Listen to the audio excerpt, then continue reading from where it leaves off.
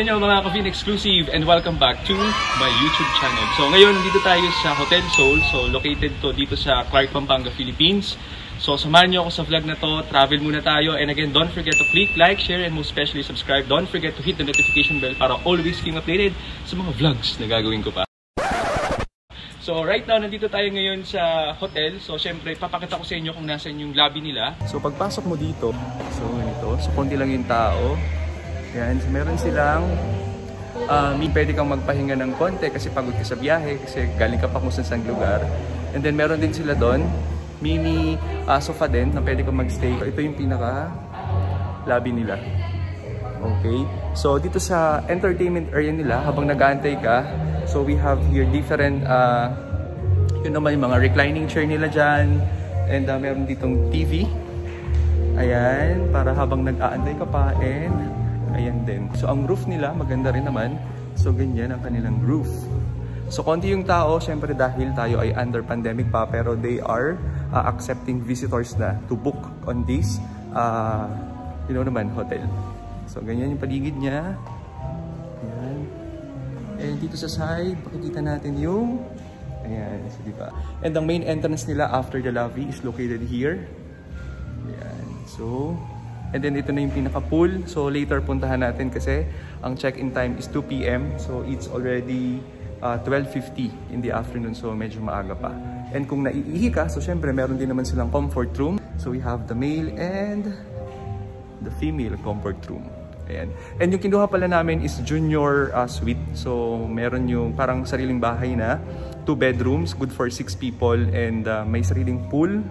May sala, and at the same time meron din siyang mini kitchen, pero hindi allowed ang magluto pa sa loob. Okay, pero ang resto nila dito is closed pa since under pandemic pa rin naman tayo. So they are allowing na magpasok ng food, and at the same time pwede kang mag-order ng mga Jollibee delivery, Grab.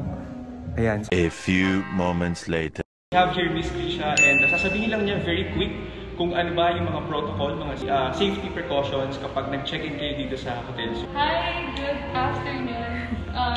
As of this moment, since under pandemic, yes, under pandemic. Yeah, no documents at all need to present upon check-in. We will just body them. We will just check your body temp and ask you to fill up our health declaration checklist. No restriction at all, like seniors and kids can do, or we can room accommodate. We have water spa right now, but under renovation, we are hoping na matapos to this month, and then room inclusion once you will book with us. Wow, that's nice. Alright. So ayun, so if you want to check in here at Hotel Soul, of course, you can book naman online, and you can contact na lang yung specific number na ilalagay ko sa description box below. Yeah. So, thank you. You're welcome. Thank you. And then sa side naman na dito, punta tayo dito sa kabilang side. Ayan. So makikita natin yung restaurant nila. So yung restaurant nila is sarado pa daw kasi nag-pandemic. So syempre, konti yung mga taong or turistang pupunta dito sa hotel. So sinara muna nila kasi syempre malulugi din naman yung negosyo, 'di ba? Tapos pagdating naman dito sa side dito, makikita natin ang kanilang mga hotel. So meron silang iba't ibang hotel. Merong junior suite, meron silang junior room, deluxe and all that.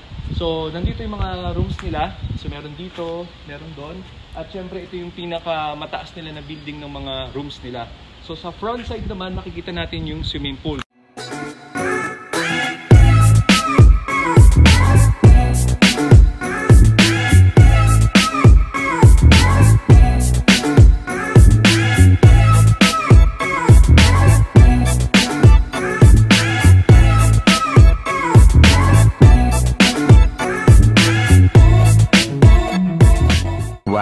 Later. So hi guys, so hello sa inyo mga Kavin Exclusive. So update lang, so it's already 1:50 in the afternoon. So ang normal check-in naman sa mga hotel is 2 PM, pero nag-arrive kami ng maaga, and at the same time konti lang yung mga nag-check-in nowadays dahil sa pandemic. And of course, maagang na-disinfect yung kwarto na kinuha namin, so magkaroon tayo ng quick room tour. Okay, so sa side dito makikita nyo yung TV.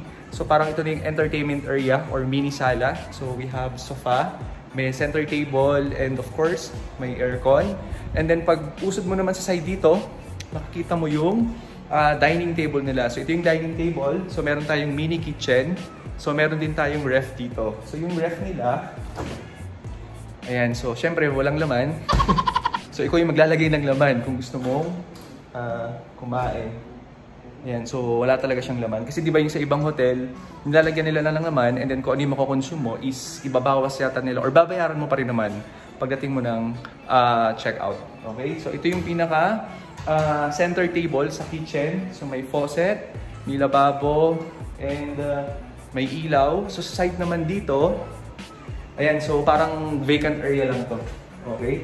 So ito parang secured pinto na yon, so hindi na natin papasukin. So kabuuan, ganito siya. Ayan, so ang laki niya.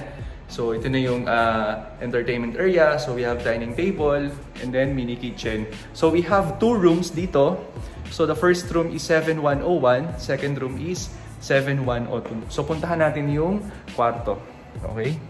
So sa kwarto niya, ganito siya. Tada! Ayan, so ang ganda. So punta muna tayo sa comfort room, sa CR. So pagpasok nyo pala ng, ito na yung pinto, di ba? So pagpasok nyo, ito na yung comfort room. Ayan, so sa comfort room niya, so syempre, yung vanity mirror na meron tayo, hello. Tapos meron tayo, of course, hair dryer. Yung mga toothbrush, toothpaste, and then syempre meron silang pang shave.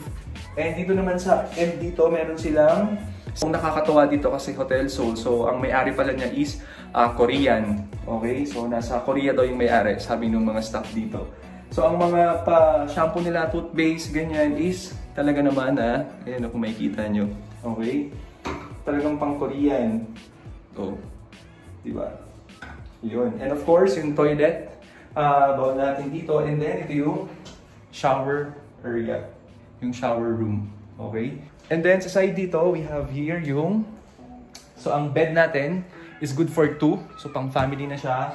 So, meron kang access to go outside sa private pool. Okay? Kasi itong room na to is meron siyang sariling pool. So, papakita ko sa inyo mamaya.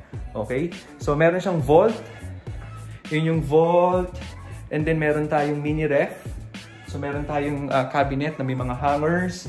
Meron tayong pwedeng pag-ayusan, paglagay ng gamit. So, we have here yung mga vanity mirror, table, and then puan. So, TV, table, and meron din siyang pa-coffee. Ayan, so we have here yung initan ng tubig, and meron tayong mga coffee and tea. Okay, so sulit na sulit yung pag-book. And sa mga magtatanong, ang original price is 13,000, pero nakuha namin siya ng 8,500. So, may less siyang 5,000 because of the pandemic. Okay? So, puntahan natin yung second room. So, labas tayo. And let's go sa second room. So, nandito na tayo ngayon sa second room. Yay! So, sa second room niya, good for 4 person. So, each bed. So, kaya yung 2 tao. Ayan. So, double siya. And meron siyang table. So, meron siyang separated, syempre, na sa tubig, initan, and then coffee, tea. And then, meron din siyang cabinet with hangers. And syempre, meron din siyang sariling TV. So, TV and then table. Tapos, meron din siyang ref na may water. And then, meron din siyang chairs and tables. So, meron siyang sariling CR, of course. When you go to the CR, so, it's actually the same dun sa isa nating room. Pero this time naman, iniba lang nila yung siguro, yung pinaka-mirror neto. Kasi yung isa is clear. So, ito parang tinted siya. So, medyo dark. So, that's it. So, we have here vanity mirror, yung mga toothpaste, toothbrush, and of course, yung ating pang-shave, shampoo, body wash, ayan, and then yung pinaka-shower area. So, mas malaki yata to kasi good for 4 kasi yung isa is for 2. So, for family. And then, later papakita ko sa inyo, ito pala yung sa pool. Ayan, so we have our own pool dito. So, pakita ko sa inyo. Ayun, so puntahan naman natin yung ating sariling pool. So, this is private pool. So, kasama to dun sa amenities na binook namin dito sa hotel na to. Okay, so nakalabas na ako. Sara ko lang yung pintuan. Sliding lang siya. So, secured naman kasi may mga net and at the same time, meron siyang lock na pwede mong i-clip para hindi ka pasukin. So, good news! So, ang ganda-ganda rito. So, I'm happy na sulit yung nabook namin. So, we have here yung sofa. Ayan, so, Yun naman siya actually sofa, pero pwede mo siyang upuan. So when you sit down and relax, so diba, pwede mo siyang iusod-usod dito. And ito na yung pool namin. So yan yung pool. So this is a private pool. So para meron ka na ring privacy. Okay, so kung gusto mo mag-swimming ng kahit anong oras, pwede. So wala namang limit. Okay, so meron siyang table. Ayan, so may table and then may dalawang chair. And meron siyang daanan dito sa gilid. Ayan, so road. And then meron exit doon, so parang isang daanan din yun. And then when you go here pala, so ito yung door kanina na sinabi ko sa inyo, okay? So ito yung pinaka door doon, pagpasok mo is doon ka na sa kitchen, okay? So ito yung pool, kabuuan. Maliit lang siya, hindi siya ganun kalaki. Pero okay na rin kasi meron kang privacy. So yan yung pool. And when you go here naman, outside, so wala siyang gate. When you go at the back, so may mga daanan din dito. So papunta yun sa kabilang villa na same pa rin naman ng ganitong klase ng room. Okay? And then when you go here, so ayan, isang way pa din yan to go exit. Okay? So ang sulit, sobrang sulit kung magbubook kayo dito sa Hotel Seoul. So napakaganda at you know naman may mga discount sila today dahil nga sa pandemic. So i-grab na natin yung opportunity since konti pa rin naman yung mga taong lumalabas ng bahay. Again, thank you so much sa lahat ng mga sumusuporta sa aking YouTube channel. And of course, don't forget to click like, share, and most especially subscribe. And don't forget to hit the notification bell para always kayong updated sa mga vlogs na gagawin ko pa. So yun lang muna for now and I'll update you later kung ano man yung mga gagawin natin dito. 2 hours later. Hello sa inyo. So update lang, nandito kami ngayon sa kabilang pool. So nag-swimming na kami dito pero hindi ako nakapag-vlog kanina kasi sobrang lakas ng ulan. So ngayon wala na masyadong ulan and wala rin masyadong nagsiswimming. Ayan. So yun, silang dalawa and ayan, pakita ko sa inyo yung massage pool nila dito pero hindi siya operational kasi may constructions na ginagawa doon sa kabilang side ng pool. Pero ito yung isang pool na malaki, yan yun sa lahat. Tapos konting lakad mo lang, ito na yung massage pool nila. So nag-ooperate from 3 PM to 5 PM. So 2 oras lang. So ito siya. Yan. So under construction or renovation. So may ginagawa sila, I think dun sa park dun. So may mga falling, yun, dun yata sa park na yun. And may mga falling debris. So para maiwasan yung accident. So hindi mo na pwedeng mag-swimming dito sa part na to. Pero ganyan siya, yung tubig is umaandar, paikot. So parang namamasahe yung katawan mo. Pero ngayon hindi pwede. So dito lang tayo pwedeng mag-swimming sa pinakamalaking pool nila dito. Tapos yung isa ay yung private na. So yung kasama dun sa room na kinuha namin. Okay? So pakita ko rin sa inyo yung parang villa. Hindi ko alam kung villa yung tawag nila dito pero isang buong bahay siya. So ganito siya. Wait lang. Ayan. So dalawa siya. Ito yung isang bahay. Tapos yung other one naman na merong jacuzzi, outdoor jacuzzi sa second floor ay itong bahay na to. Ayan. Ayan. So yung jacuzzi, ayun o, outdoor jacuzzi sa upper part. Yun. So ang lakas ng ulan kanina kasi dahil sa bagyo. So binagyuman kami pero yung pagpunta namin dito is okay naman.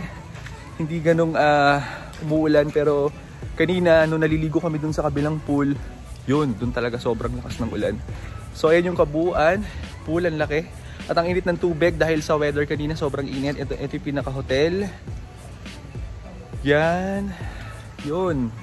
And also, meron pala sila ditong sauna. So, ang laki ng sauna nila. So, kung gusto nyo mag-chill-chill at magpainit, magbawas-bawas ng mga fats o yung mga adipose tissue natin. So, ito, yung kanilang sauna. So, pasukin natin. Let's see. So, sa sauna nila, sobrang laki. So, para kang may stage dito and then may stairs. And then, pwede ka rin mag-upo dito, mag-stay. And sa kabilang side naman, ayan, so pwede ka rin mag-stay, okay? So while nagsasauna ka, meron na siyang view. Ang ganda ng view kasi pag konting tingin mo lang, so ito yung massage pool nila. Massage pool area. Yun. So mag-enjoy muna kami dito sa pag-stay namin and update ko kayo kung ano man. Pero kung magpapabook kayo dito, so operational na po Hotel Seoul, kanyang pangalan. And you can search na lang sa mga websites nila online.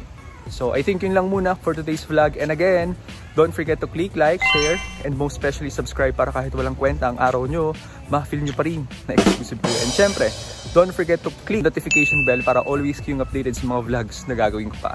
So maraming salamat and magkita-kita tayo sa susunod mong vlog. Bye!